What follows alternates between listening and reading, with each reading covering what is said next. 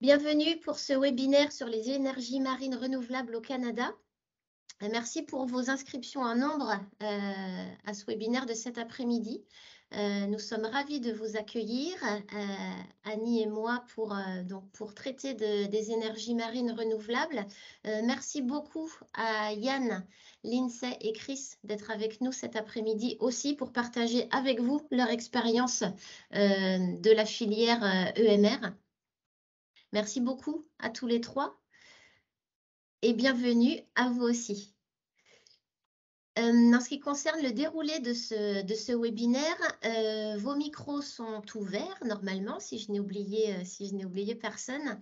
Le webinaire se veut vraiment interactif, on n'attendra pas la fin pour les questions-réponses. Si vous en avez à la fin, évidemment, on prendra vos questions.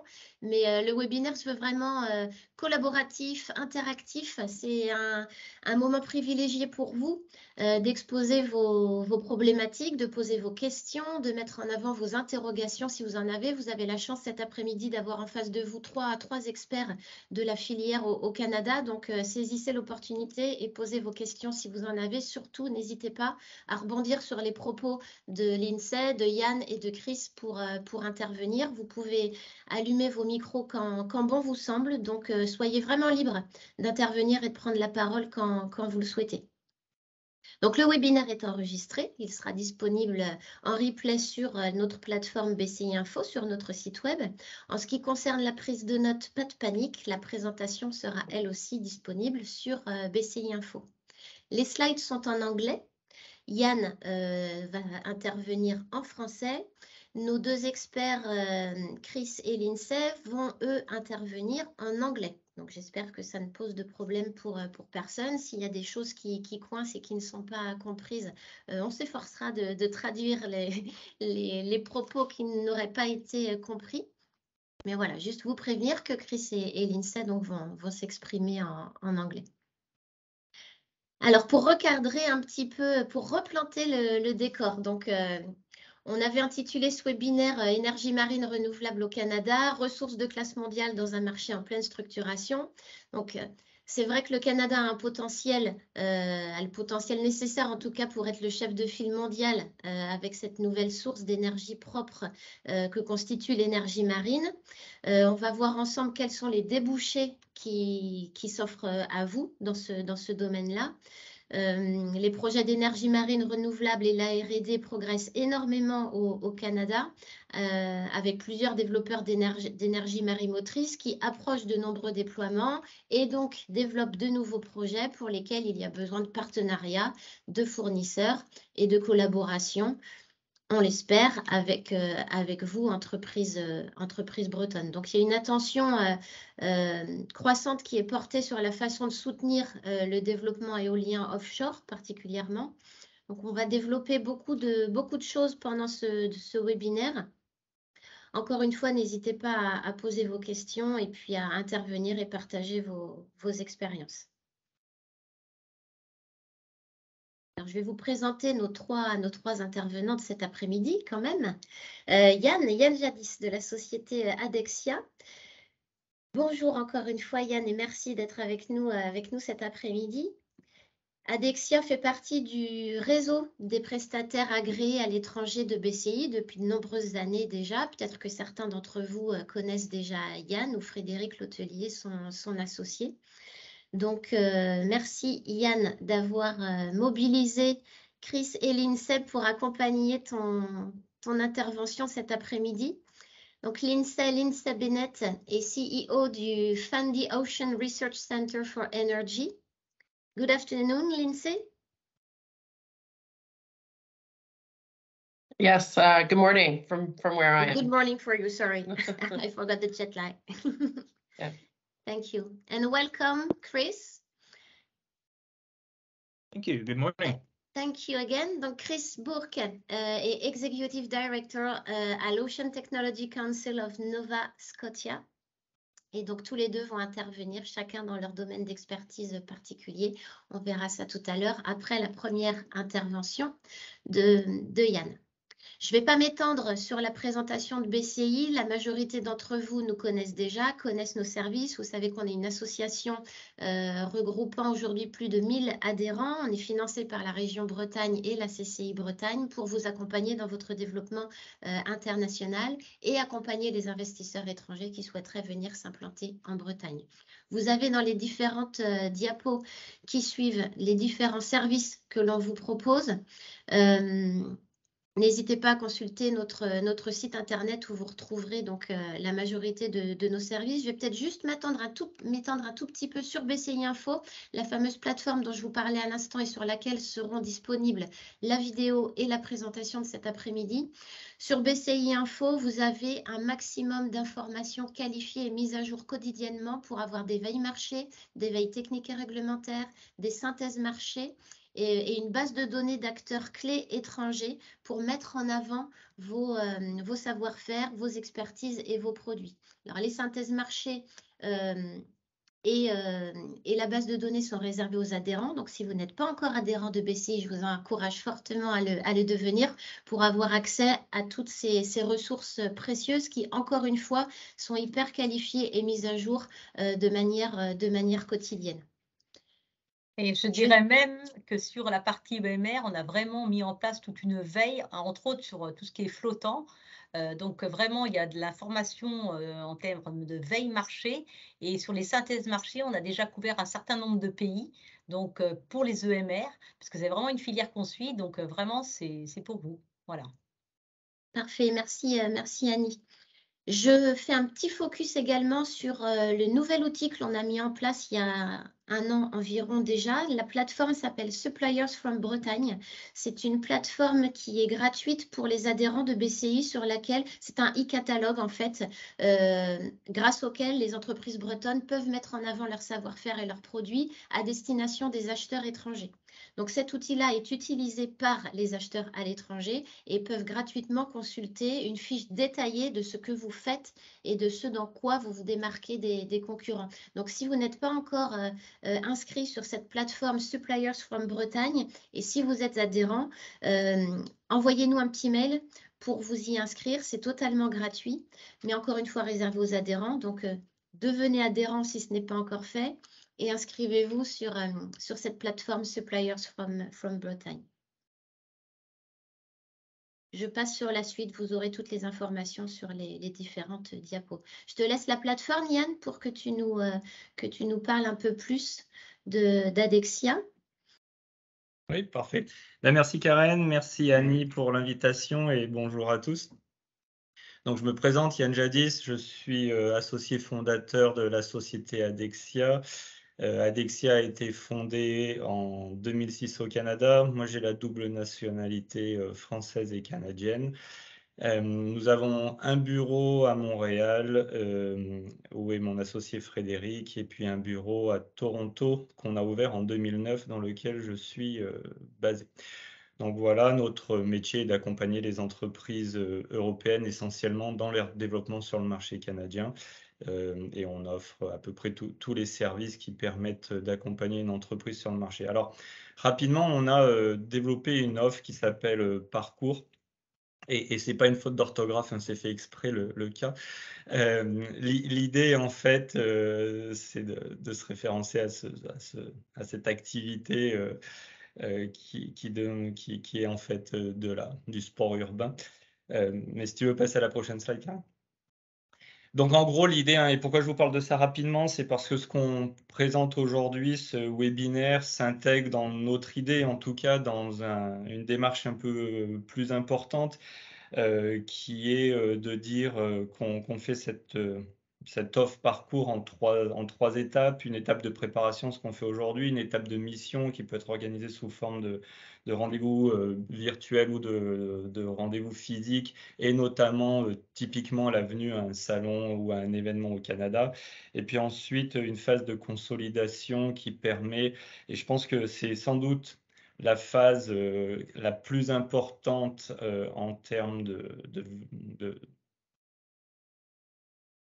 mise en place de business, c'est cette phase consolidation qui va de la création de filiales en passant par la mise en place de joint venture ou autre type de partenariat. je te laisse avancer. Donc, bon, simplement, là, il y a les préparations, il y a un certain nombre de choses qu'on peut faire. On ne va pas passer là-dessus. Vas-y.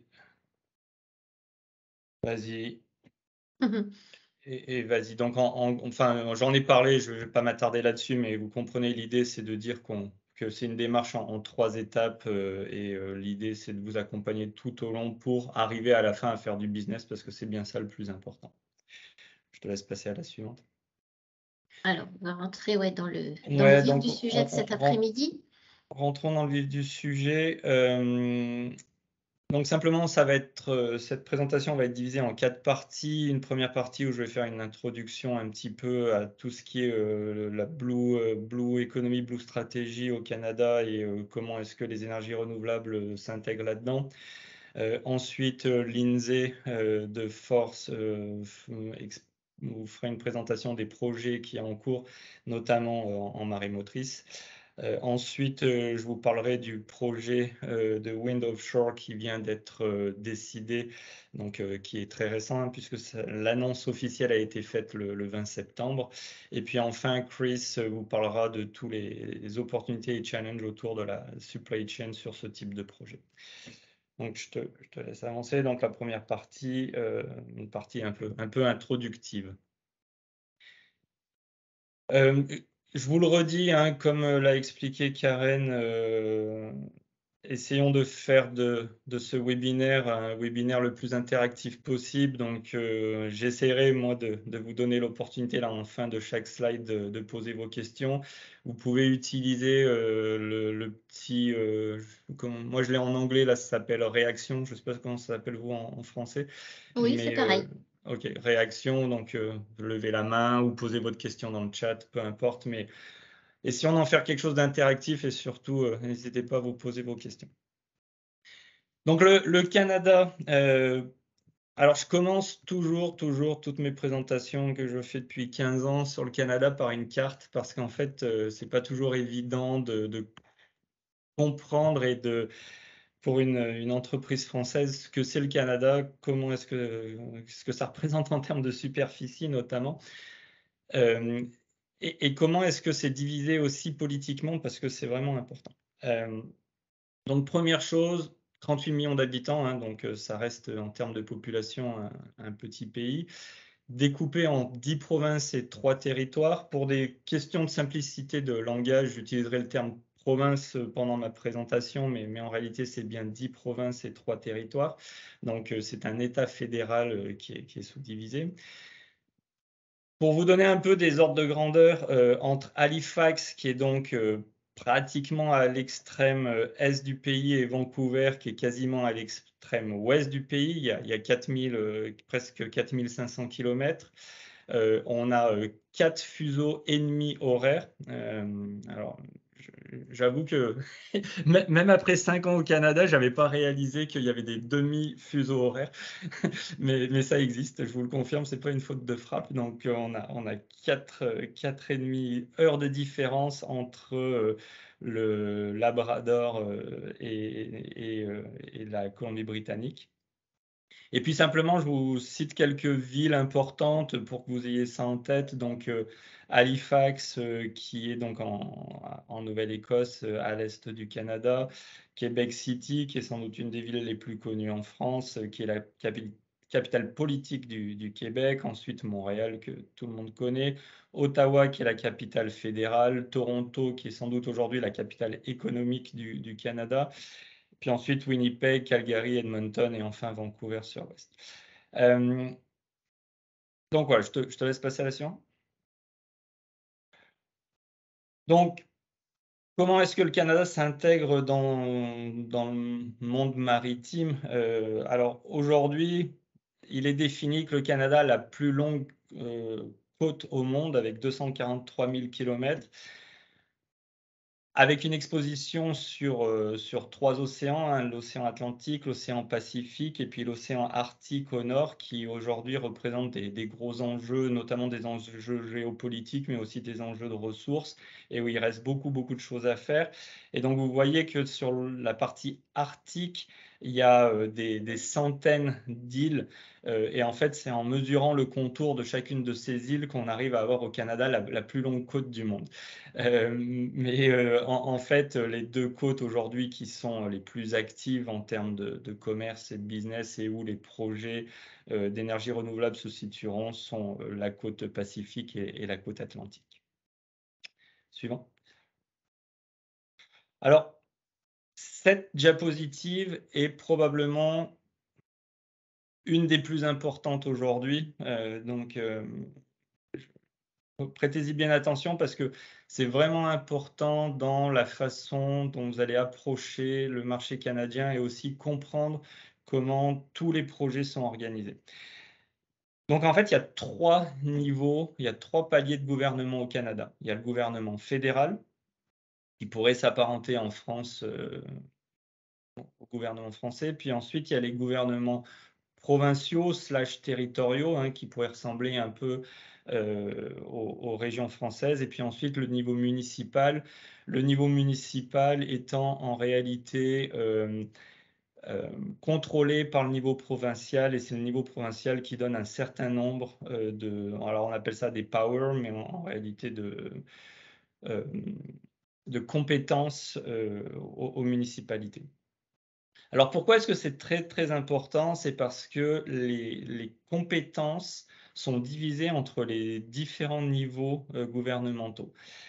Donc là, j'ai repris les plus importants. Donc au niveau fédéral, on a les sujets comme la défense, les affaires internationales, la finance, et puis aussi et surtout ce que j'ai surligné en jaune et qui affecte directement le sujet des énergies renouvelables, tout ce qui est pêche, ressources naturelles, pipeline, et aussi tout ce qui est le droit et les lands, pardon, les territoires des populations autochtones. Alors, je m'arrête une seconde sur ce sujet des populations autochtones parce que vous l'avez peut-être un peu vu dans les médias, mais le Canada a eu pendant de nombreuses années et a aujourd'hui toute une démarche de reconnaissance de ce qui a été fait au peuple autochtone au moment de la colonisation. Alors ça a été un peu, enfin oui, on peut me dire dans un certain degré des massacres, ça a été la confiscation de pays, confiscation de culture, et on est en train un peu de revenir en arrière là-dessus, et toutes ces populations autochtones sont généralement très tournées vers la mer, vers l'eau, vers les lacs. Et donc, dès qu'il y a un projet qui touche de près ou de loin à la mer, les autochtones sont impliqués. Donc, il faut que vous gardiez bien ça en tête parce que c'est vraiment une composante, je pense, un peu unique au Canada. En tout cas, ce n'est pas quelque chose, à ma connaissance, qui existe en Europe. Et clairement, tout ce qui va se développer dans le domaine des énergies renouvelables marines se fera en concertation avec les populations autochtones. Donc, je veux que vous ayez bien ça en tête.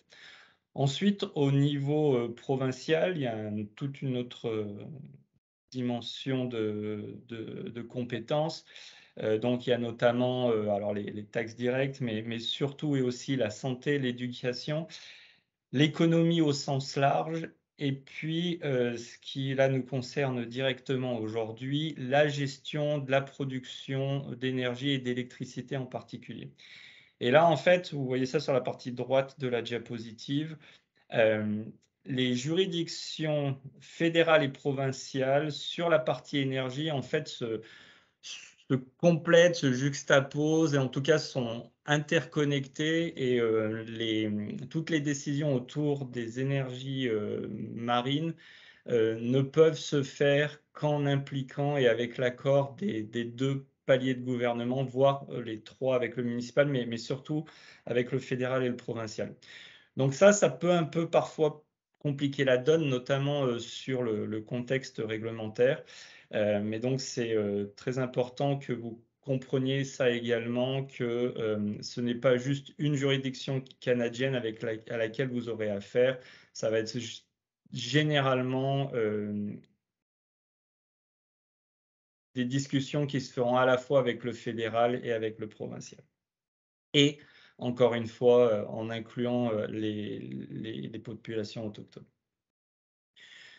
Je m'arrête une seconde là-dessus. Peut-être est-ce qu'il y a déjà des premières questions sur ce sujet qui est assez important? Non? Ok. Donc je passe au suivant. Alors, je devais dire 2 mots sur l'accord du CETA, donc l'AECG, hein, qui est l'accord économique de libre-échange qui a été signé, qui a été signé entre le Canada et l'Union européenne en 2017, qui n'a pas été encore complètement abrogé par tout le monde, mais en tout cas, on y arrive.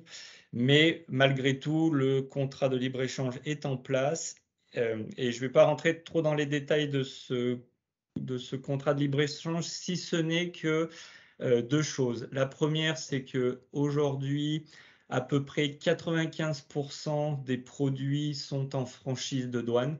Hein, donc, il y a très peu de produits qui sont encore taxés ou qui sont encore sujets à des quotas. Donc les quotas, ce n'est pas des choses qui nous intéressent beaucoup aujourd'hui, mais juste pour illustrer rapidement, il y a des quotas sur le fromage, en tout cas sur tous les produits laitiers. Il y a des quotas également sur, alors quotas, réglementation, certification sur les produits carnés et les produits de la mer.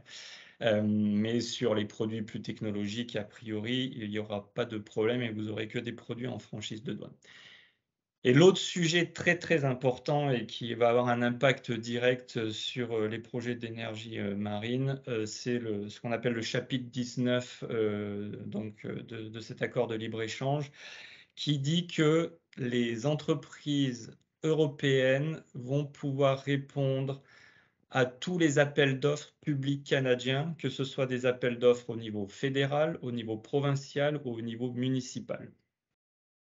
Alors, dans les faits, on voit qu'il y a des appels d'offres qui ont, ou en tout cas qui mettent en avant un certain nombre de préférences, notamment des préférences sur du contenu local. Et même en réalité, si c'est écrit dans l'appel d'offres, normalement, ça ne doit pas disqualifier une entreprise européenne d'y répondre. Alors là, bien entendu, il faudra faire vos arbitrages et décider si vous voulez passer du temps et de l'énergie à répondre à ces appels d'offres-là. La meilleure solution est probablement plutôt de se trouver un partenaire local qui va permettre d'avoir une partie de local content, donc de contenu local. Mais en tout cas, dans les textes, toute entreprise européenne peut répondre à n'importe quel appel d'offres public canadien, quel que soit le niveau de gouvernement impliqué. Alors, j'ai mis un certain nombre de bullet points, donc local content, j'en ai parlé. IBR, c'est le Indigenous Business Repertory. Donc, en fait, c'est un répertoire qui recense toutes les entreprises autochtones avec lesquelles qui sont ouvertes à faire du business avec des entreprises non autochtones et en particulier des entreprises étrangères. Donc tout à l'heure, hein, j'ai bien insisté sur le fait que les sociétés autochtones seront partie prenante de tout ce qui se passe autour des énergies marines renouvelables. Au-delà de ça, il y a des appels d'offres qui facilitent ou en tout cas qui donnent priorité aux entreprises autochtones pour répondre. Et donc, à mon avis, enfin, il est toujours assez intelligent de commencer à se rapprocher de ce type d'entreprise, dépendamment des projets, et de voir comment on peut ou non collaborer avec eux. 2 dernières informations là-dessus. Donc, les appels d'offres sont tous disponibles en ligne avec des outils différents. Les appels d'offres au niveau fédéral sont disponibles à travers une plateforme qui s'appelle maintenant SAP Ariba, que vous connaissez peut-être parce que c'est une plateforme, je crois, qui est disponible dans différents pays dans le monde. Mais en tout cas, c'est là où les services fédéraux Canada mettent en ligne tous leurs appels d'offres. Je pourrais vous transmettre le site exact. Et puis, les provinces, elles, utilisent des plateformes différentes. Alors, certaines provinces utilisent aussi SAP Ariba. D'autres utilisent, par exemple, le Québec utilise une plateforme qui s'appelle SEAO. Et puis, il y a une plateforme privée qui s'appelle MERX qui a la volonté de regrouper tous les appels d'offres disponibles au Canada. Donc voilà, on pourra toujours revenir là-dessus si vous le souhaitez, mais je voulais insister là-dessus parce que clairement, tout ce qui tourne autour des énergies marines renouvelables, il y aura au moins tout ou partie qui sera passé sous appel d'offres public. Est-ce que vous avez des questions ou commentaires là-dessus? Non. Alors, ce qu'on appelle l'économie bleue, la croissance bleue, il y a pas mal de termes utilisés au Canada, enfin, dans le monde sur ce sujet-là. Au Canada, on parle de Blue Strategy Economy. Non, pardon, Blue Economy Strategy, pardon. Donc simplement, comprenez que le Canada a une histoire qui est assez longue, hein. Ça a été les premiers à faire mettre en place une législation sur la gestion des océans en 97. Avec pour objectif de préserver la propreté, la sécurité, l'accessibilité aux océans. Alors bien entendu, aujourd'hui on vit un shift assez important. On est passé d'une période où toute la stratégie autour de l'économie bleue était la productivité avec des plateformes oil and gas offshore en poussant le transport maritime, etc., etc. Et aujourd'hui, il y a un shift pour aller vers justement les sujets dont on parlait, c'est-à-dire excusez-moi, je cherche mon nom français, sustainability, tout ce qui est développement durable, donc pardon, tout ce qui est santé des océans, pollution, et bien entendu s'inscrit là-dedans les énergies renouvelables. Quelques chiffres rapidement sur ce que représente l'économie bleue au Canada. Alors 7 millions d'habitants au Canada vivent sur la partie côtière. 3 océans, on en a parlé. Le Canada a 7% des réserves mondiales d'eau fraîche renouvelable et 20% du total des eaux fraîches.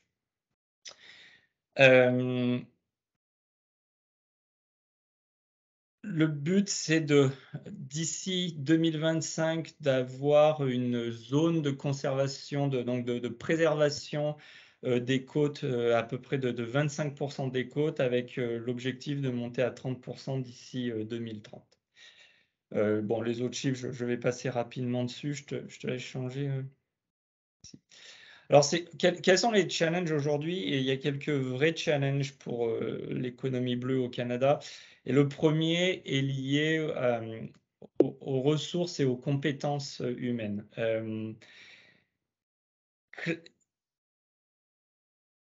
On a, comme je l'ai expliqué, fait un shift du oil and gas vers plutôt la protection des océans. Et là, il y a toute une remise à niveau des gens. Il y a aussi toute une population qui a travaillé pendant longtemps dans le domaine de la pêche, mais avec un niveau d'éducation assez faible. Et il y a des vrais enjeux sur les côtes canadiennes de trouver les ressources humaines qui sont capables de traiter comme il se doit les sujets des énergies renouvelables. Donc il y a un vrai challenge autour de ça. Le challenge climatique, bien entendu, qui affecte notamment directement les pêches, mais qui arrive aussi, alors on l'a constaté, il y a à peu près 2 mois, je ne sais pas si vous avez suivi ça, mais on a eu un ouragan qui remontait de la côte américaine et qui a traversé les provinces atlantiques et qui a donc causé des dommages vraiment importants. Et puis ensuite, il y a tout ce qui est autour de l'innovation dans les océans et la difficulté de trouver des investisseurs avec une partie d'investissement qui est très à risque et elle a une grosse difficulté de trouver des investissements privés. Suivant. Et puis, bien entendu, tout à l'heure, j'en parlais brièvement, Le challenge de mettre en place un cadre réglementaire qui soit lisible et qui rassure les investisseurs et notamment les investisseurs étrangers, parce que bien entendu, comme vous le savez, on ne peut pas faire d'investissement quand, enfin en tout cas, il est compliqué de faire un investissement quand on est dans un cadre réglementaire qui est pas stable. Donc là, il y a des gros enjeux dans le domaine de l'énergie bleue, des océans bleus, mais aussi des énergies marines renouvelables pour mettre en place des cadres réglementaires à la fois au niveau fédéral et provincial qui fonctionnent bien. Suivant. Alors peut-être avant d'aller plus loin, est-ce qu'il y a des questions sur ces sujets?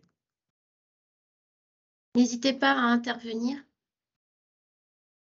Si les questions ne vous viennent pas maintenant, n'oubliez pas qu'on est à votre entière disposition après le webinaire, évidemment. C'est très facile d'organiser une visio avec Yann et Annie pour échanger. Donc, c'est bien de prendre la parole pendant le webinaire et partager avec les autres participants. Mais si vous souhaitez le faire en off et de manière plus confidentielle, sachez que c'est tout à fait possible, évidemment aussi. Et en plus, ça me permet de boire un peu d'eau, donc c'est bien. Bah, du coup, bonjour. Alors, je vais ouvrir le banc. Comme ça va détendre un petit peu tout le monde. Et puis, en général, Bonjour après, Étienne, merci de vous lancer, Étienne. quand la première est lancée, après, ça suit. C'est comme l'ouverture des portes au match de foot. C'est pareil. Alors, juste une petite question. Est-ce que vous êtes arrivé au stade au Canada où vous avez établi une cartographie des acteurs potentiels, que ce soit dans les phases de construction, d'exploitation ou dans la phase de supply chain? Est-ce qu'il y a un organisme comme un peu ce que peut faire BCI ou d'autres acteurs en région Bretagne, hein, parce qu'il y en a d'autres en région française, une cartographie des acteurs en local content ou national ou régional pour aborder un certain nombre de sujets actuellement, pour savoir, nous, si on a une place à trouver dans cette organisation globalisée. Oui, tout à fait. Alors effectivement, merci de vous lancer. Il y a effectivement un certain nombre d'organisations. Je les ai listées dans une prochaine slide, mais il y en a une en particulier qui s'appelle Energy Marine Renewable Canada, donc qui est une association pan-canadienne qui en réalité est très centrée dans ses activités sur les provinces atlantiques du Canada et qui effectivement recense. Alors, de manière exhaustive, je ne suis pas sûr, mais en tout cas la plus exhaustive possible, à travers leurs membres, toutes les entreprises qui sont impliquées de près ou de loin dans les énergies marines renouvelables. Donc oui, il y a cet exercice qui est fait. Il y a également un autre organisme qui s'appelle le Ocean Supercluster, qui serait comparable en France à un pôle de compétitivité. Donc là, sur le domaine de l'économie bleue en général, mais qui sont donc des gens actifs et avec une activité pan-canadienne. Mais donc oui, entre ces différents organismes, on arrive à retrouver quand même la grande majorité des entreprises impliquées. Alors maintenant, pour répondre à votre question, est-ce que c'est fait sous une forme de cartographie qui permet de faire ressortir les gaps? Je ne crois pas. Mais en tout cas, on peut déjà faire un bilan et avoir une bonne idée de qui est actif. Merci pour votre réponse. Avec plaisir. Est-ce qu'il y avait Quelqu'un d'autre souhaite se jeter dans l'arène? Je peux, oui, Frédéric Guéna, Sofrecide. Bonjour. Bonjour Frédéric. Bonjour. Alors peut-être ça sera abordé dans les slides à venir. Est-ce qu'on a plus d'informations sur futurs projets éoliens ayant fixe ou flottant au Canada? Oui, tout à fait. Alors, on a toute une partie là de la présentation qui est dédiée à ça, qui va venir dans quelques slides. Alors, je reviens juste une seconde sur le contexte réglementaire. Donc, il y a deux, on va dire, stratégies qui sont des drivers importants. La première, c'est le net zéro d'ici 2050. Donc ça, c'est porté par le gouvernement fédéral. Ce n'est pas lié uniquement aux énergies marines renouvelables, mais les énergies marines renouvelables en font complètement partie. Et c'est assez intéressant parce que ce net zéro d'ici 2050 est depuis peu repris à peu près à toutes les sauces possibles au Canada. Et c'est assez, j'ai remarqué ça ces derniers temps, mais notamment toutes les publicités à la télé ou à la radio qui touchent de près ou de loin des industries qui sont ou bien réputées polluantes ou qui sont dans le domaine de l'énergie, toutes font font une référence à cette stratégie. Donc c'est vraiment ancré aujourd'hui au Canada et c'est vraiment un objectif, on va dire, quasiment social, en tout cas, d'arriver à cet objectif-là. C'est vraiment marqué très fortement au Canada. Et puis l'autre dont on a déjà un peu parlé, mais l'économie, enfin la stratégie Blue Economy qui a été lancée en février 2021. Suivant. Donc ça, j'en ai déjà un petit peu parlé, mais donc rapidement, vous voyez, hein, il y a 6 priorités qui ont été identifiées: la protection des océans, leur développement durable, la protection contre la pollution plastique, tout ce qui est lié autour des innovations et sciences, la réconciliation, hein, donc ça c'est ce que je vous disais avec les populations autochtones, et puis, et ça c'est intéressant, un engagement de faire partie de tous les panels internationaux sur ces sujets-là. Simplement une petite note rapidement, c'est que ne sont concernés pas seulement les océans, mais aussi les principaux lacs, rivières, qui représentent au Canada une partie importante quand même de la géographie et qui sont déjà, comme vous le savez peut-être, au Québec, très exploités en hydroélectricité. Mais donc, ça va au-delà de simplement les océans. Tout à l'heure, je vous disais là que j'avais listé un certain nombre d'organisations d'intérêt. Je vous laisse les regarder, mais celle dont je parlais là, c'est la 4e en partant de la fin, qui s'appelle Marine Renewable Canada, qui a vraiment un focus sur les énergies marines renouvelables. Et puis la toute première, et ensuite, alors Cove par exemple, la seconde est intéressante dans le sens où c'est un institut qui est basé dans le port d'Halifax et qui a en fait obtenu un certain nombre d'autorisations pour faire des tests en océan d'équipements. Alors ça peut être des équipements comme ça peut être des bouées, ça peut être des sondes, ça peut être c'est pas tout ce qu'on peut imaginer, ça peut être des robots, ça peut être des choses comme ça. Donc ils ont une partie du port qui est dédiée pour faire des tests en grandeur nature. Là-dedans, vous retrouvez les organismes, donc le 3e en partant de la fin, Fund the Ocean Resource Center for Energy, que Lindsay présentera tout à l'heure, et puis le dernier, Ocean Technology Council of Nova Scotia, représenté par Chris. Suivant. Alors simplement quelques informations sur le potentiel, puisque c'est ça l'intitulé de la présentation, c'est quel est le potentiel canadien dans les énergies marines renouvelables.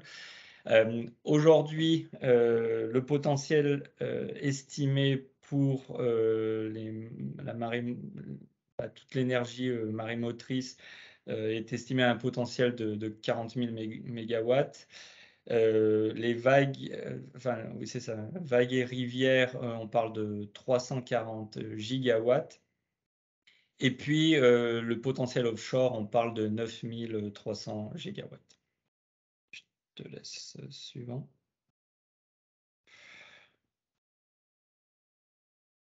Donc, je reviens un peu sur ce que je disais tout à l'heure, mais je vous ai évoqué la stratégie net zéro d'ici 2050.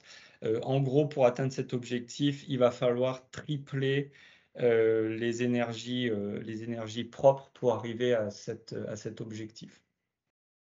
Une autre chose quand même sur laquelle je veux insister, c'est la très forte compétence qui existe au Canada sur le offshore en oil and gas. Et sur toutes les industries marines de manière générale. Alors, il n'y a plus de plateforme oil and gas active au Canada, hein, mais il y a quand même encore une expertise forte qui existe. Et donc là, potentiellement, je pense des partenaires pour vous.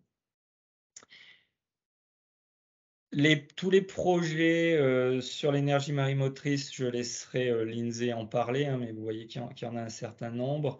Et puis ensuite, il y a un certain nombre de projets qui sont portés par différents organismes, notamment le CHTTC, qui est un organisme basé au Manitoba et qui fait des tests de production non fixe d'électricité sur rivière. Suivant. Pareil, hein, vous avez des projets sur les vagues, alors qui sont portés par des communautés autochtones. Il y a des projets de commercialisation d'unités de désalinisation d'eau qui sont alimentés uniquement par les vagues. En tout cas, je ne vais pas aller projet par projet, mais vous voyez qu'il y a quand même un certain nombre de projets en phase de test actifs au Canada. Suivant. Là, je vous ai cité quelques initiatives. Encore une fois, je n'irai pas dessus. Notez simplement que le premier, le NRC, c'est le National Research Council of Canada. C'est un peu un acteur incontournable dans tous les secteurs d'activité, mais sur tout ce qui est innovation, innovation industrielle en particulier. Donc, c'est des gens qui sont intéressants à connaître. Suivant. Donc voilà pour un petit panorama de ce qui est le contexte canadien et le contexte de l'économie bleue et des énergies marines renouvelables. Et maintenant, I leave the floor to Lindsay, who's sorry, Lindsay. Il y a une question de Étienne. Sorry, Lindsay, we have a question before leaving you the mic. Étienne, on vous écoute. Oui, vous m'entendez? Vous m'entendez? Oui. On vous entend bien, oui. Je fais partie de ceux qui aiment bien poser des questions. En France, on a l'équivalent, enfin, on a un truc qui s'appelle le PPE, le plan pluriannuel de l'énergie, qui fixe un petit peu les trajectoires de production. Alors en ce moment, c'est production d'énergie renouvelable, énergie maritime renouvelable ou nucléaire ou autre. Est-ce que vous avez l'équivalent, un plan pluriannuel qui impose une trajectoire de verdification des moyens de production, ou si c'est pas dans le champ du fédéral canadien? Ouais, alors c'est toujours un peu le numéro d'équilibriste qui est joué au Canada, c'est-à-dire que vous avez effectivement, comme je disais, cette stratégie initiée par le gouvernement fédéral net zéro d'ici 2050, mais la mise en place ne peut être faite réellement qu'au niveau des provinces. Donc, c'est toujours un peu la difficulté au Canada, c'est que, et on l'a vu notamment pendant le Covid, il y a des décisions qui sont prises au niveau fédéral et ensuite qui sont appliquées différemment d'une province à l'autre. Donc, pour l'énergie, c'est un peu la même chose et c'est pour ça que le niveau fédéral et le niveau provincial doivent arriver à se coordonner pour que tout le monde arrive ensemble à cet objectif. Alors, du coup, est-ce qu'il y a l'équivalent d'un PPE fédéral? Pas vraiment, puisque beaucoup des décisions et des initiatives doivent être prises au niveau provincial. Merci Ça pour la répond à réponse. votre question, Étienne? Oui, c'est parfait, merci. Merci à vous. Est-ce qu'il y a une autre question avant qu'on cède la place à Lindsay? N'hésitez pas. Hein. Okay, so Lindsay, the floor is yours. Go ahead, Lindsay. Okay, thank you. So if you want to advance the slide there to my first one. Great, thank you. So yeah, first of all, thank you very much for inviting me to participate today. Really look forward to telling you about our project. And so I'm actually the acting general manager at Fundy Ocean Research Center for Energy. I've worked at FORCE for 7 years with a team of scientists and ocean technologists and engineers to study what the potential is for tidal stream energy here in Canada. So FORCE, as we are known, is Canada's leading test center for tidal stream energy technology. And really, we were created by the province of Nova Scotia to understand what the potential is for tidal stream energy here in Nova Scotia and in Canada, and ultimately really to contribute to some of the very aggressive clean energy targets that we have in Canada, and help mitigate some of the impacts of climate change.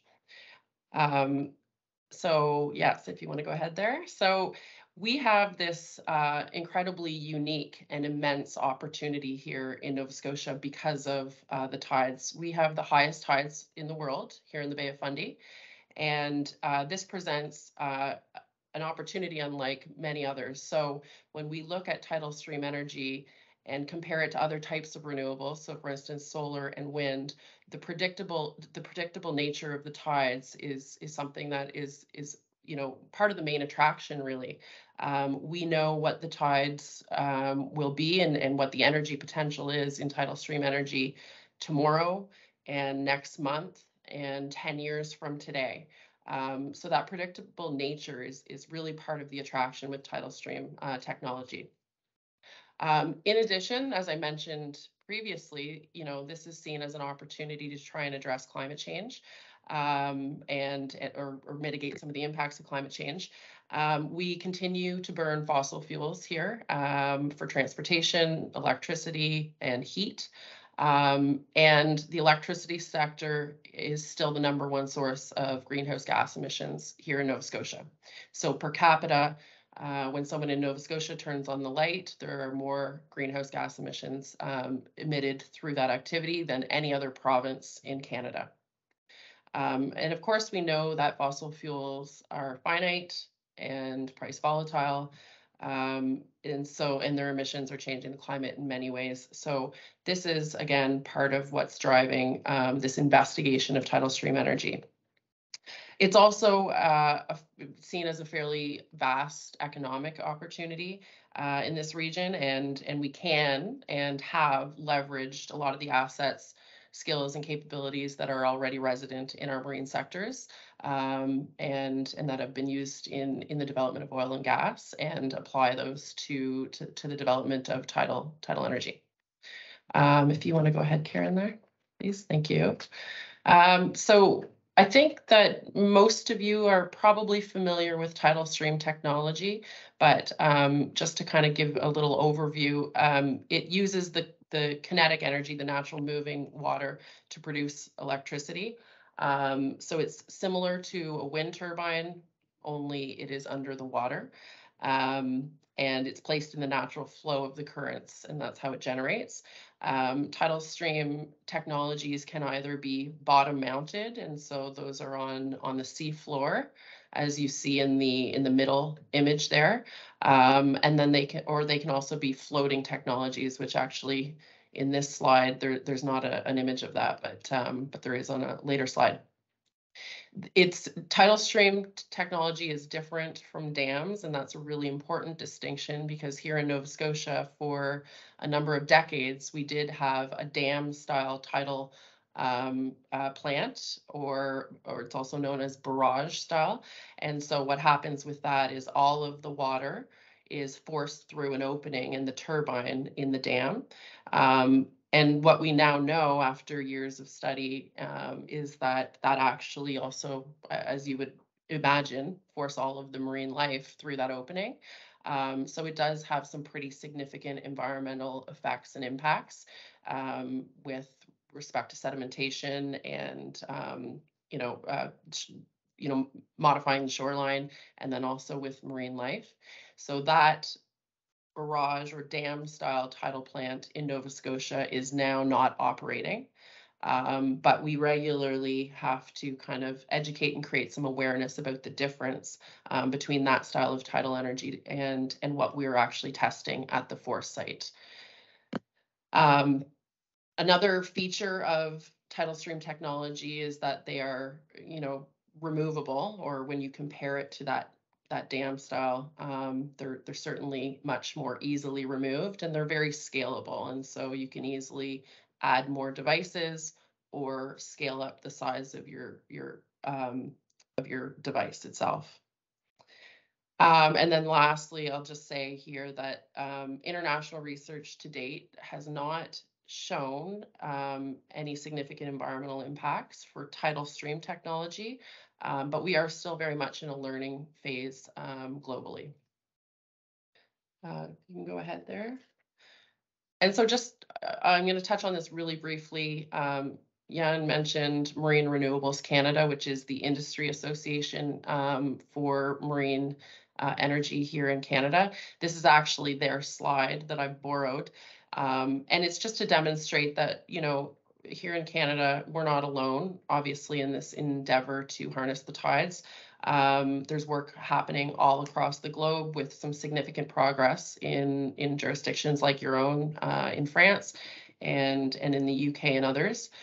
And then, you know, one of the projects that that, you know, is most advanced here in Canada would be Sustainable Marines floating technology, which I'll touch on in a later slide. So if you want to go ahead. So as I said, you know, we are the leading center here in Canada. We're located in the site of Canada's largest tidal resource. We were created by the province.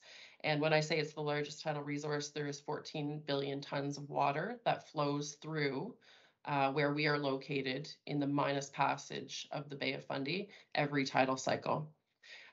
Force, as a company, we're a private not-for-profit corporation, and we are limited by guarantee. And we're comprised of members similar to a cooperative, really, but you know, distinct from a company owned by shareholders. So the members of Force, in its corporate structure and its corporate governance, are the berth holder companies. So each company that has a berth at the Force test site are the members, as well as the province of Nova Scotia. And we are governed by a board of directors and operated by a staff of about 10 full-time employees. Did I see a question go up there, or? Yes, there is a question from Philip. He's just saying that one testing site is missing on the map in France, particularly. The site is Ifremer in Brest, western Brittany, with the Diqui project. I don't know if my pronunciation is good, but okay. Diqui is a wave energy prototype scale 1-4. And I think I mentioned that's a Marine Renewables Canada slide. They probably have an updated version, so I will take full responsibility for probably using an outdated slide. But yeah, thank you for pointing that out. It's not the good moment to forget something from Brittany. That's right. So if something's missing in the map in Brittany, you should add it quite quickly. Absolutely. Actually, I have a call with them later today, so I'll make sure it's on their current slides. It probably is. Thank you, Philip, for to have noticed Thank you very much. the missing point. Thank you. Yeah. And just before we move on here, this image is from 2013, 2014, and this is a barge in the Minas Passage. You know, on the left side of this image on the shoreline is where our operations center is located, and this was during the cable lay. So it's all kind of go over in a subsequent slide here. We have 4 subsea cables that go out into our Crown Lease area. So that's what that picture is. If you want to go ahead. So just a little visual representation here of the portion of the Bay of Fundy that we're located in. So as you can see, the shoreline pinches, and so we're located in what is referred to as the Minas Passage.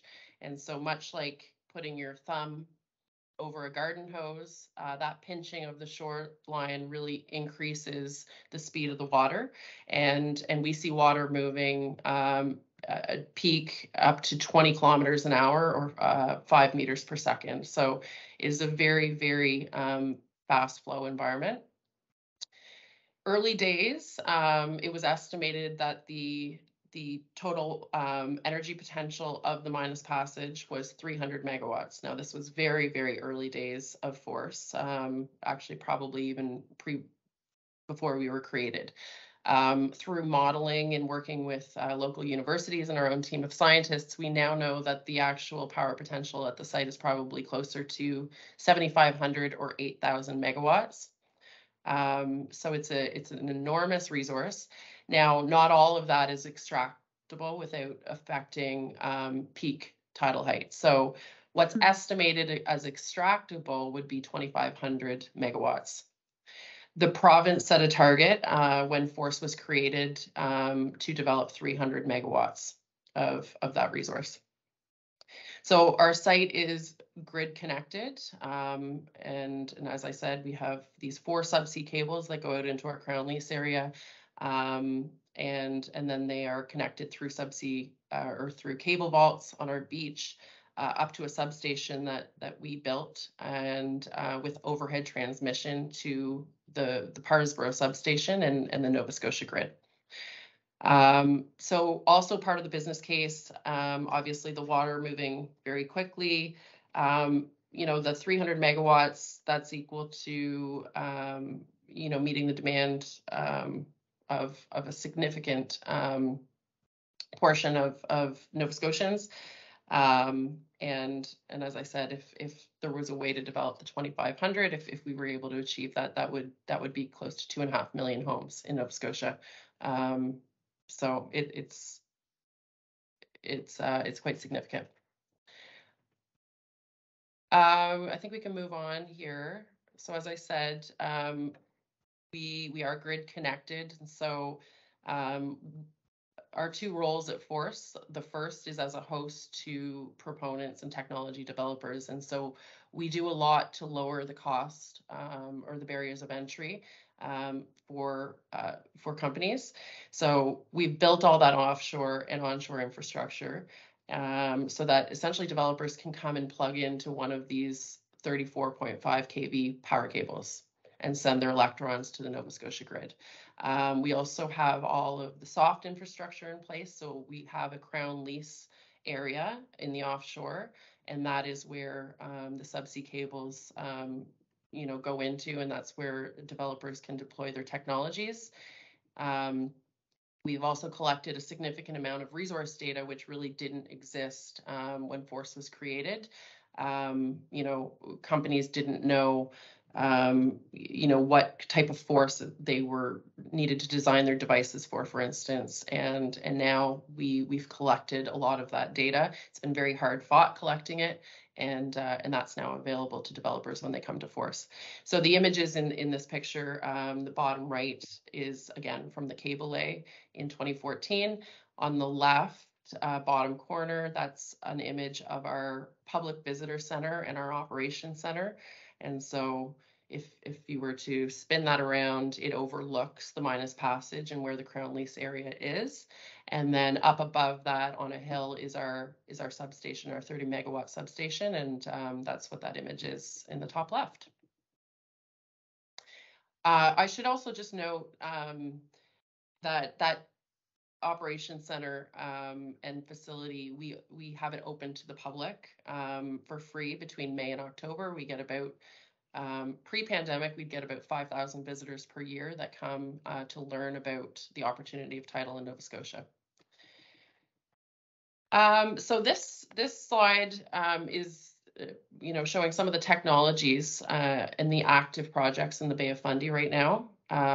Yeah, and I think your presentation listed a few more than mine, but I'm going to touch on 4 of them here. 3 of them are berth holders at Force, and then 1 is outside of Force, but also in the Bay of Fundy. So as I said, 4 companies active, and so by active, I mean in the water in some way, shape, or form. Nova Innovation, they are working towards deploying their first device in Petite Passage. That's actually another area of the Bay of Fundy. It's not at the Force site, but you know, still an important project that's advancing, and that's their technology in the bottom left corner. Some of you might already be familiar with that project, and of course their deployments in other jurisdictions. DP Energy. This year, they're a company that is one of the berth holders at Force. They deployed and retrieved a monitoring platform this year to demonstrate their equipment functionality at the Force site.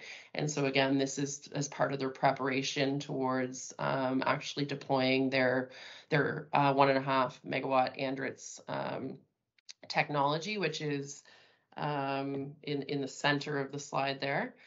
Big Moon Power launched their Falcon device last month, and they're currently in sea trials in, I believe, Sydney, Nova Scotia.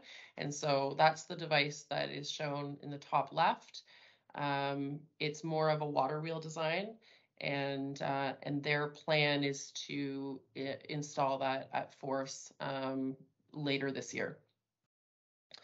And then lastly, the technology that's shown on the right side of your screen is, of course, Sustainable Marine. And this is their PlatEye, is what they call this. It's a floating tidal energy platform. You can see in that top image, there's 6 small turbines off the back that can be lowered or raised up for maintenance and other, routine tasks. And so they actually started delivering power from that device to the Nova Scotia grid earlier this year in June. So that's an exciting milestone. Certainly in Canada, it might actually be a first for North America, but that technology is one that they are also planning to scale up and bring to Force later this year or early next. So as I said, we kind of at Force, when we talk about what we do, we describe it as 2 different roles. We're the host, and so with the infrastructure and the permitting and a lot of the data, and then we're also a site steward. So we hold the environmental assessment at the site level. So that is already in place for developers that come and have a berth at Force. So the impacts on the ecosystem have to be tested against ongoing environmental and risk modeling. So part of what we've been doing at Force, particularly in the last 5 years, I mean, the first 5 years at Force, we were really a capital construction project. In the last 5 years, we've really been building up our capabilities and our experience in, data capture in high flow environments, which is definitely, in the early days, I think people thought it would be easy, and we learned very quickly that it's not. And so we've developed quite a bit of capability. The image on this slide is one of our subsea monitoring platforms, and so we deploy those with all types of sensing equipment, and they can either be cabled or autonomous with storage and battery, and that's one of the ways that we've collected a fairly significant amount of baseline data, and that will also be able to measure for effects when there's tidal devices operating. And then, so obviously all of this data about the Bay of Fundy and the marine environment there, it's great for, it's important for the development of tidal energy, but it's also interesting data, useful data for many other adjacent sectors, environmental groups, in just generally public interest. So we make that all available on our website. We have all of our reports available there. And then in our steward role, we're also, very focused on engagement, creating awareness, and creating opportunities to hear from different stakeholders and rights holders. Jan mentioned, that Indigenous consultation is important in working in natural resources here in Canada, and so it's important that we invite those voices into our project, and that the developers do that as well. And so just, I think this is my second last slide here, so I'll wrap up before too long, but kind of touching on that in that same vein, Minas Passage is a very unique place. Energy density is equivalent to Class 4 hurricane, 4 times a day. So as I said, when we started, there was very little existing data. The first instruments we deployed to measure were blown away. We would lose them. The data that we did get back was really difficult to decipher because of the high flows and high turbulence in the Minas Passage. So this confounded conventional optical and acoustic sensors. We couldn't really hear or see much of anything in that environment. This is what led to a project called the Risk Assessment Program, or we call it RAP. and this is a key project that we've been working on since 2020. And it's developing a scientifically valid assessment tool to estimate the probability that fish might encounter a tidal device. So it's using modeling. It combines a live flow atlas so that we can see where and when the water is moving. And that is also, that's being combined with fish data that we're collecting through acoustic telemetry, so tags on different species of fish. And again, when we combine these two models together, we get a pretty good real-time understanding of the likelihood that a fish might be where one of our developers is looking to site their turbine. And so this is also, I mean, these are known as encounter rate models, and they're a pretty standard tool in environmental permitting and monitoring, certainly for onshore wind and offshore, I believe, as well. So early results are quite promising. We see that many fish tend to avoid the extreme water and flows during peak and ebb tides, and that, you know, are more likely to be present around turbines during slack tides when avoidance is probably more likely for them. But perhaps more important than the data is the process. This project has been really established as best practice. As the slide indicates, it is a collaborative effort. So it's FORCE working with 2 universities, Acadia University and Dalhousie and their Ocean Tracking Network, as well as the Mi'kmaq Conservation Group and Marine Renewables Canada. So some of, and I should mention, very importantly, local fishers. So the image at the top there is, it's a team of local fishers and researchers who were helping us with this project to tag fish. And I should note that some of the people involved in this project have been fairly critical of tidal energy development in the past. And so with our research and our monitoring activities and conducting the science going forward, we at FORCE and our developers are getting much better at inviting in different stakeholders, trying to invite in different types of knowledge. So traditional knowledge, from Indigenous groups, as well as local ecological knowledge from fishers and other users of the Bay of Fundy. So it pays them for their contribution. It welcomes these different forms of knowledge and expertise and perspectives, and it's building a tool to ensure that diverse questions and concerns are listened to and addressed, which is really, really important to the future of not just tidal energy, but any marine energy development in Canada.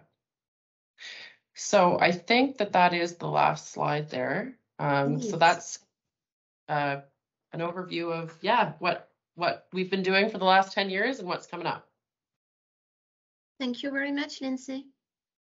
No, thank you. Est-ce qu'il y a des questions? Alors, j'espère que tout le monde que la compréhension a été OK pour tout le monde. Il n'y a pas de questions pour Lindsay? Moi, j'ai juste un commentaire. J'ai beaucoup insisté sur le rôle des autochtones, Lindsay en a reparlé. Ce sur quoi j'ai pas beaucoup insisté, c'est sur le rôle aussi des pêcheurs. Lindsay en a parlé, et effectivement, c'est dans mes slides, mais je ne l'ai pas relevé à nouveau. Mais effectivement, les projets, au-delà d'impliquer les autochtones, impliqueront aussi toutes les pêcheurs et associations de pêcheurs au Canada. Et c'est une partie importante et prenante des projets.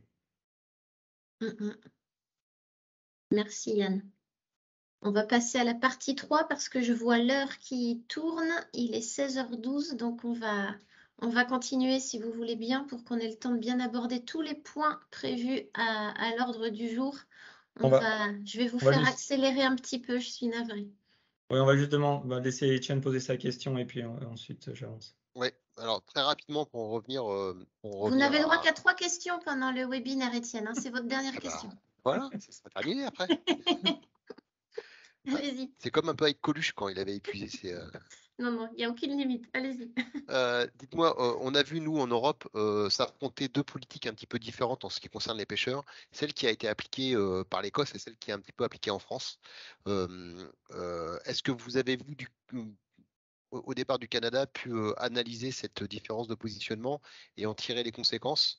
Parce qu'effectivement, les Écossais ont traité le problème de la supply chain et de tout ce qui est quand on rentre dans la phase d'exploitation, tout ce qui est intervention corrective et préventive sur les éoliennes ou sur les sous-stations, en impliquant fortement la flotte de pêche écossaise.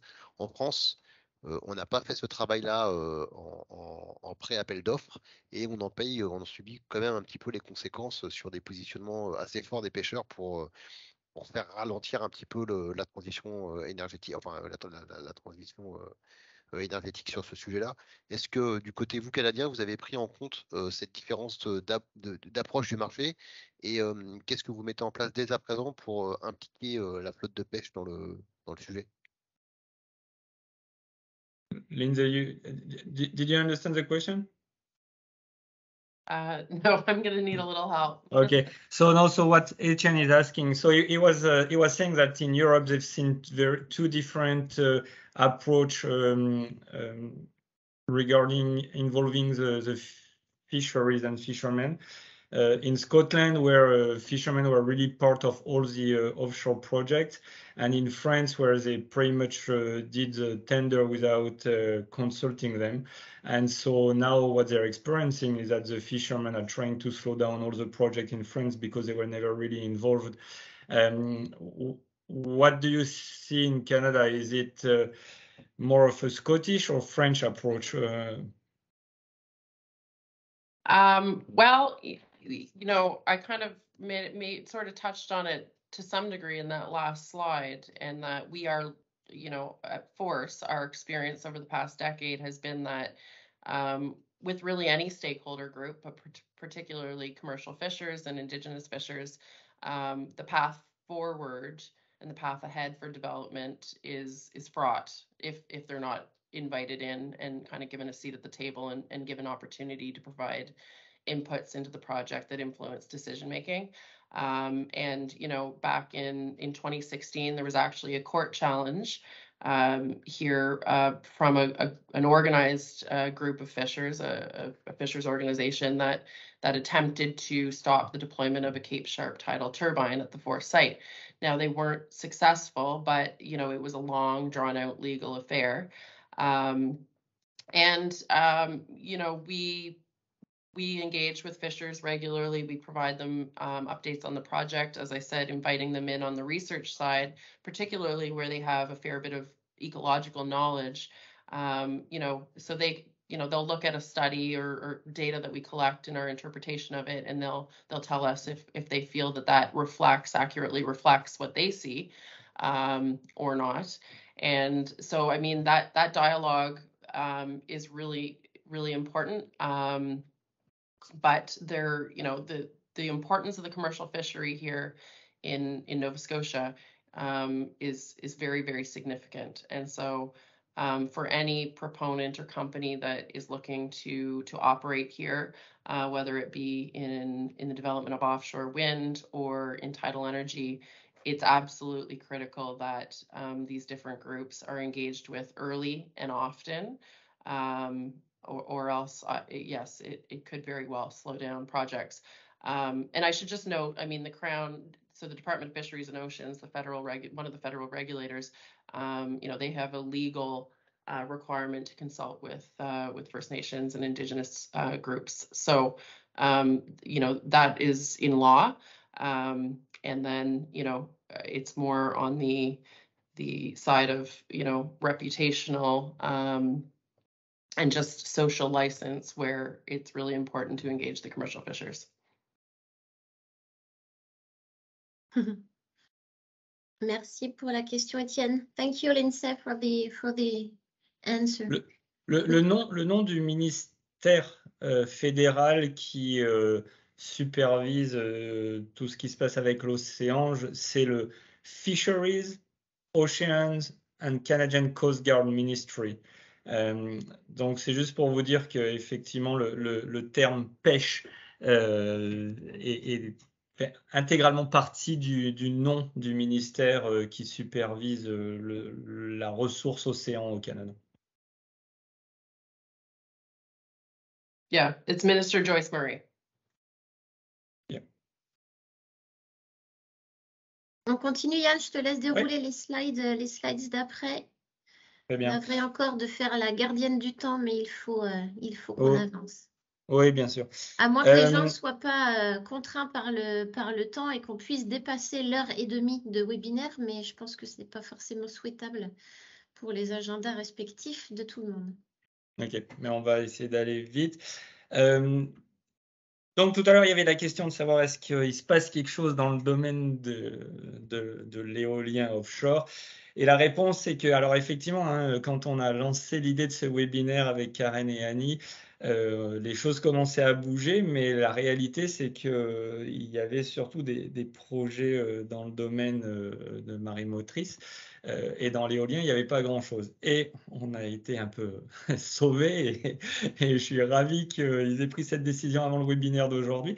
Donc le 20 septembre 2022 a été annoncé le premier projet de lancer un appel d'offres pour la production de 5 gigawatts en offshore.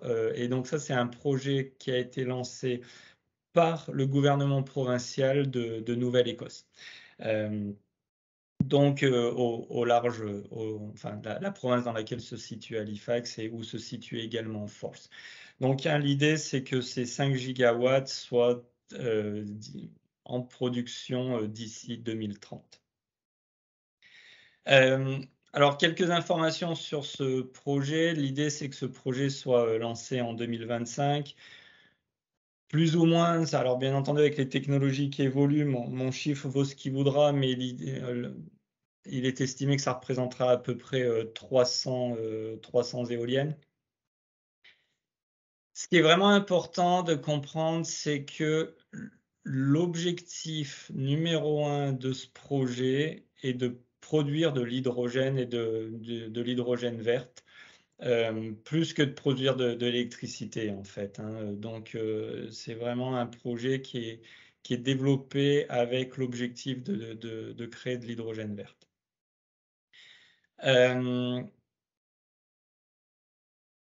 Vous voyez là dans la slide, non pardon, vous voyez pas ma souris, mais le troisième point en partant de la fin, encore une fois, on réinsiste sur le rôle à la fois des Premières Nations, mais aussi des industries de la pêche.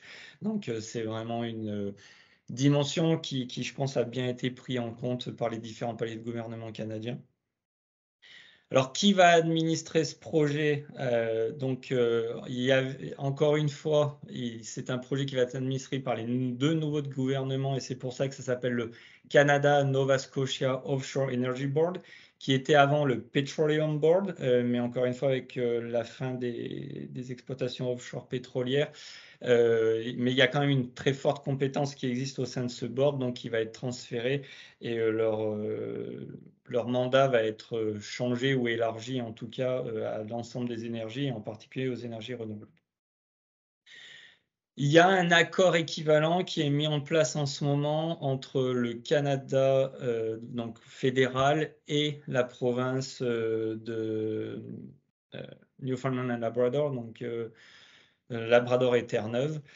Donc il y a d'autres projets qui devraient sortir plutôt donc à la province qui est au nord de la Nouvelle-Écosse. Suivant. Une petite question, Yann, tu sais si ce seront des éoliennes posées ou ce sera du flottant? Est-ce qu'il y a déjà des technologies et des zones qui ont été identifiées et qui poseraient une techno?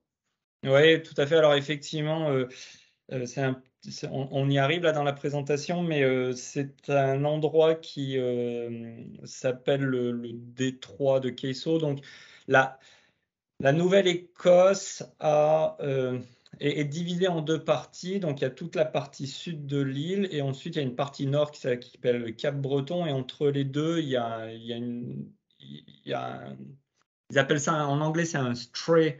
En français, c'est, je sais pas, un détroit. Je suis pas sûr de la meilleure traduction, pardon. Mais un stray, et c'est à cet endroit-là, qui est un endroit qui est très exposé au vent, peu profond, et qui va permettre en fait les deux technologies, à la fois du floating et du onshore. Donc les deux technologies sont pour l'instant sur la table, en tout cas.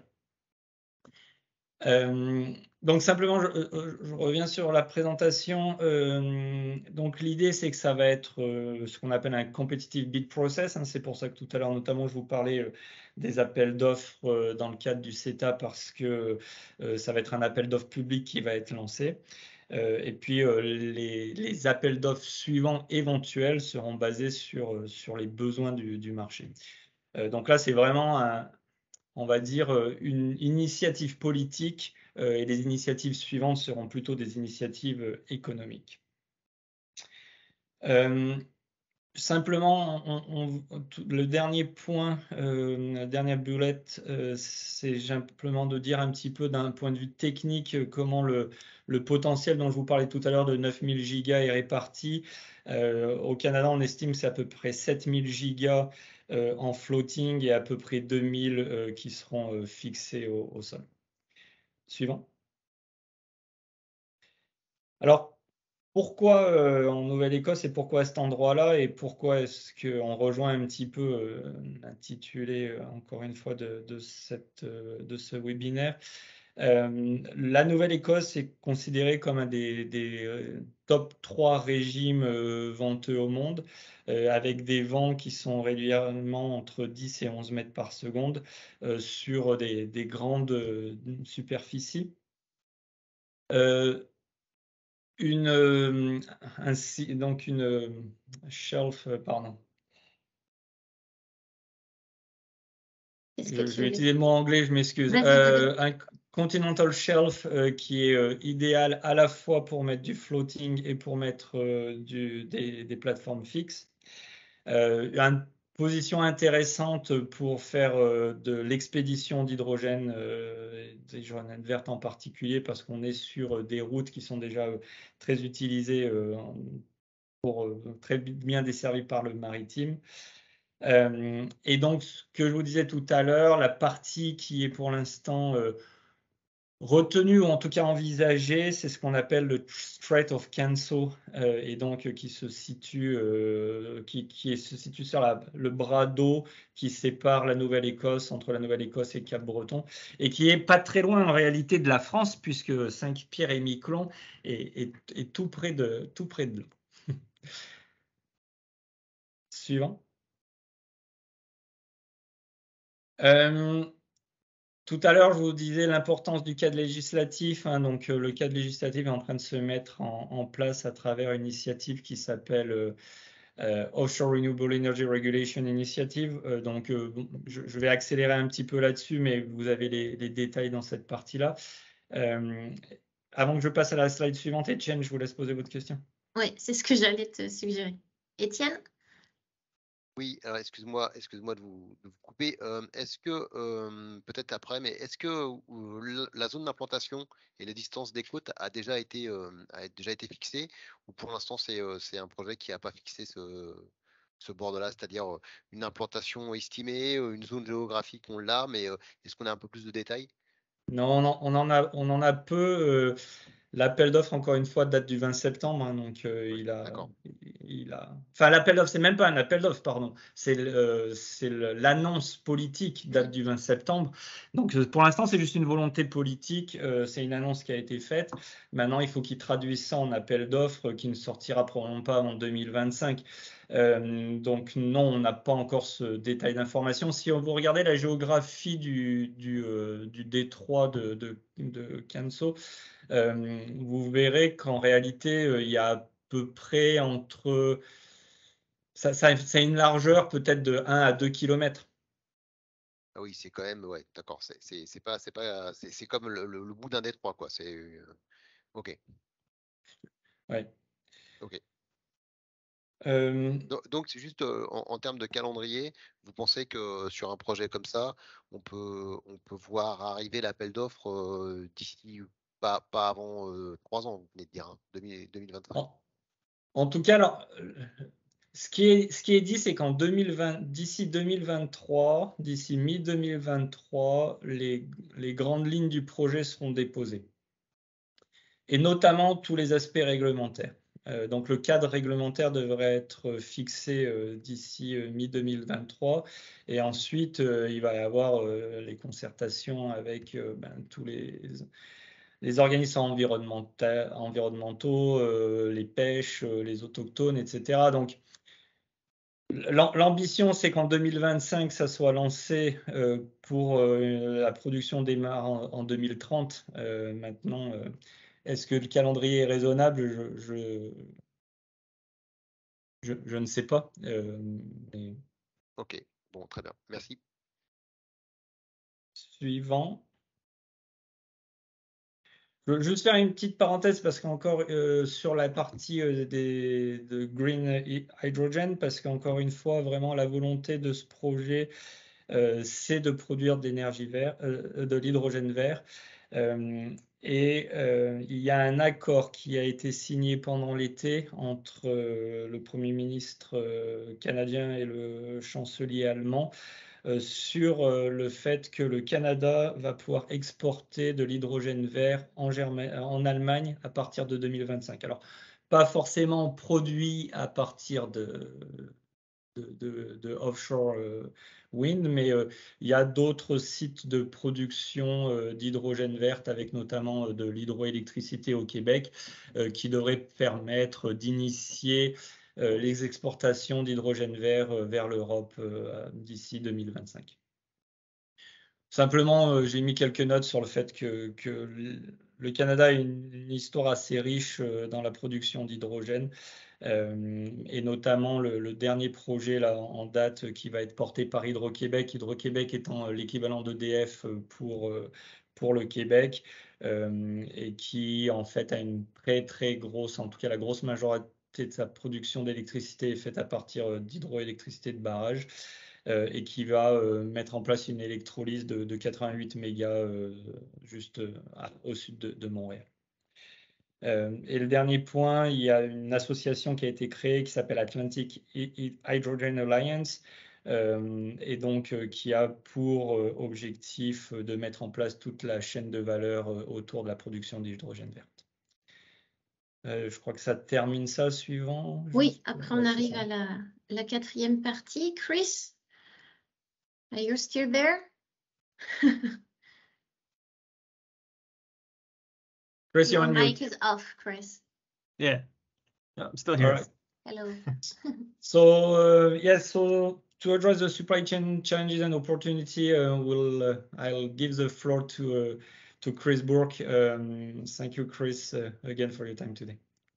Yeah, thank you for inviting me. Happy to talk a bit about the topic. With pleasure. So just a little background. So the Ocean Technology Council of Nova Scotia, we're a nonprofit industry association similar to FORCE. However, our companies specifically are broadly related to the oceans or blue economy. So really any technologies that touch the water. I kind of have a bit of an infographic in the back behind me here where you can see a little bit about what we mean by ocean tech. So really, anything technology related touching the water. You can see it here. So in that, a lot of our companies in Nova Scotia are very much focused around marine engineering. So whether that's naval architecture, marine engineering projects, environmental monitoring, we have a really rich history in environmental monitoring, particularly around acoustics and other sensor technologies. So that's kind of where our focus is. It's fairly broad. Maybe next slide. Do you want me to? The second one was this one. You maybe want to comment this one. Yeah. So I just also wanted to mention too. So we're part of the Ocean Technology Alliance of Canada, which Yan briefly touched on earlier. So what that is just a group of associations similar to ourselves across Canada. So we all do kind of work together and talk to each other to spread information, because there isn't really a association that has a national perspective for just ocean technology. There is, as mentioned, through Marine Renewables Canada for energy projects specifically. But this is the group that we use for having a bit of a national perspective. You can go to the next slide. Next one. Do you want me to keep on this one or the next one? Next one, please. Sorry. Yeah. So I kind of mentioned our core capabilities. This encompasses the majority of our companies that are members. We have about 80 member companies, and they kind of range in size from 1 to 10 person small niche companies to larger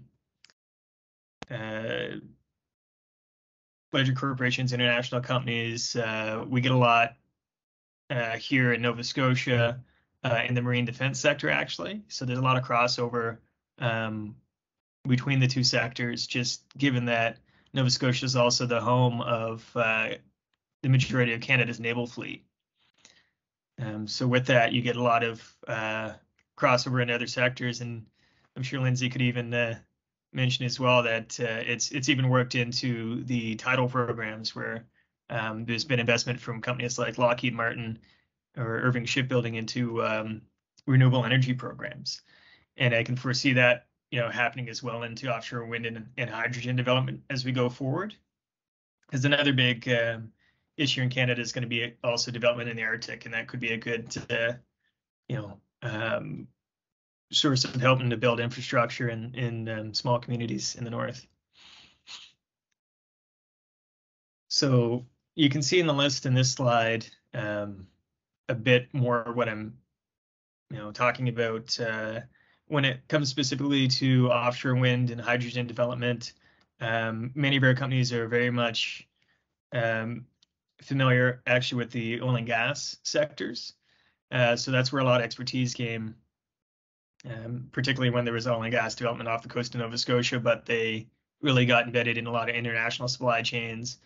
And when oil and gas became kind of started its downturn, there was a lot of diversification where companies were looking for other sectors that they could work in and share their expertise that they've developed over the last number of decades.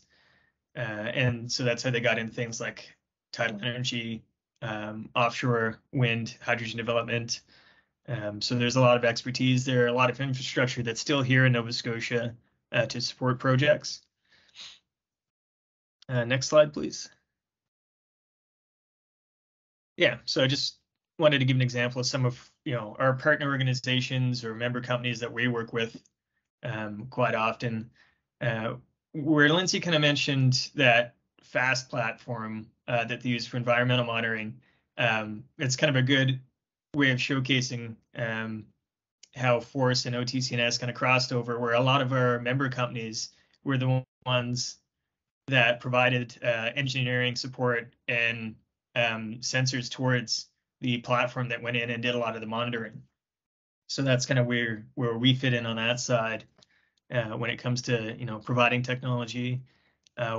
We as an association also help by trying to be a bit of a touch point for companies coming into Nova Scotia. So if you're looking to get an idea of what sort of capabilities are here, maybe want to look for project partners or companies that you could work with, in developing new solutions or partnering with, we can certainly help on that side. Also, if there's any need to maybe get a better idea of the landscape when it comes to funding or resources, we can help at least direct you towards the right organizations. We currently do that in a few different ways, and we have some ongoing projects with other international partners such as the German Marine Technology Association and Innovate UK, where we actually have ongoing projects with them to help kind of build relationships between Canadian, Nova Scotian companies and international companies. So, yeah, So as kind of mentioned, we're horizontal sector. Our technologies touch on a lot of different kind of core sectors. We're a small province, so 70-80% of our revenue of our companies here are driven by exports, because we're providing technologies and in supply chains internationally. And we're right now in a good space where our provincial and federal governments are recognizing the need for the development of the blue economy. I believe the last number I saw is less than 3% of Canada's GDP is coming from the ocean economy, or the blue economy, which, given our large resources, is something that we very much want to look at changing. It's still significant, but I know we're kind of working together to try and grow that. Next slide. I think it might be my last one. This is the last, Yeah. the last one. So I didn't have a whole lot beyond that to talk specifically on the renewable side. A few key points that I did want to make note on is upcoming the Marine Renewables Canada conference is coming up November 22nd to 24th. I'm not sure if information has been shared on that, but if you wanted an opportunity to really meet with a lot of players and partners in the offshore wind and renewable energy sector in Canada, that would probably be one of the best ways to do it in a timely fashion. So that's something we can kind of share and promote. They're an organization we work with quite closely. I'm pretty sure Lindsay at Force will be there as well. As well, we have our own conference. So it's the H2O conference, which I know Jan and some others were able to visit this year. We're going to be hosting again next June in Halifax, and we will also have a bit more of a focus on the offshore wind sector for next year. So that's, if you're interested too in visiting Nova Scotia in June, it's a great time to do it. Would you mind sending me by email the details of your event with the date and the content, the people, the different actors who will be there? Yeah, absolutely. And I will share with the attendees. Thank you, Chris. Not a problem. And I'll also say too that I kind of sit and help with a lot of the export development between the provinces and industry. So we're gonna, I think we were just at the International Conference in Ocean Energy. So Marine Renewables Canada was there. We're going to be at Offshore Europe, Oceanology International Americas, Ocean Business in the UK. So there's a lot of opportunities too, if there are companies or groups of companies that want to, meet in different markets, that we can kind of help facilitate that as well. I think that's all I have for final points. Short and sweet. Thank you, Chris. Annie wrote a question, but maybe Annie, you could ask your question instead of writing it. So I do see it there. Okay, thank you. Thank you for your presentation. So what I would like to know, if with your knowledge of the sector, if you have identified some skill or technology for which you have a lack, and foreign company will be really helpful and welcome. And what could be the area of collaboration for research, for commercial aspect? What is your point of view about that? So we're currently developing that. I'll give an example of a few projects that we actually have with other international groups, if that maybe kind of helps. So we actually have a program ongoing right now with Innovate UK around marine robotics. So we're trying to support the development of new solutions in marine robotics, mostly around autonomous systems specifically. So when it comes to perception of the environment around an autonomous system working in a complex environment, we have a challenge program right now with up to $500,000 Canadian as prizes for 2 projects, which are happening jointly between Atlantic Canadian and UK companies. So that's something we've been working on and it's kind of fitting, as you said, that technology niche of something we need going forward, which is further development of autonomous systems.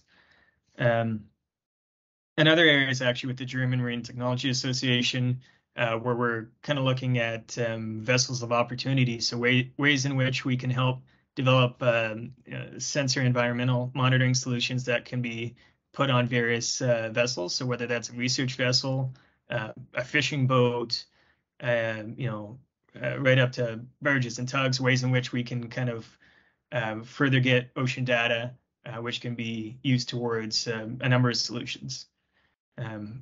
Other kind of areas that I see going forward, especially when it comes to marine renewables, are going to be solutions that we can get about better modeling the environment in which these ocean assets are going to be. So whether that's a floating or onshore or floating or kind of stationary offshore wind turbine, a lot of data is going to need to be gathered around what the environment's like, whether it's a good spot to have it, getting baseline metrics around the environment before the asset goes in the water, and then even afterwards, what kind of interactions are happening between an offshore wind turbine and the environment, which Lindsay has talked a lot about for the tidal projects as well.